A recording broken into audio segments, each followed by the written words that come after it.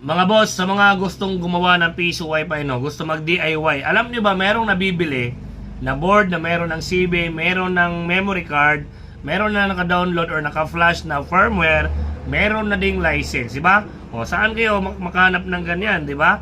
Plug and play na. Pagdating ng board sa inyo, is diretso na saksak kung ano yung box na nagamit, no? Tapos kung may EP kayo at is bitulan, tapos na, no? So usually pag bibili tayo ng board, problema pa natin, paano tayo makapag-flash, makapag-download ng firmware para mapagana ito. Problema pa natin, saan tayo bibili ng license, no? Problema pa doon, hintayin mo pa yung license para ma-confirm, magbabayad pa tayo, di ba? Napakataas yung proseso, no? Pag ganun-ganun lang yung proseso, no? So kung bibili kayo ng board, yung board na plug and play na, meaning meron ng CB na katulad niyan. Tapos meron ng memory card. Tapos naka-flash yung firmware, naka-download na. Meron ng license, plug and play na, di ba? Napakaganda.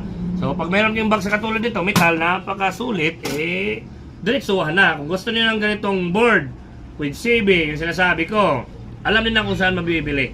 Check nyo dyan sa comment section, click niyan para mapunta kayo sa shop nila.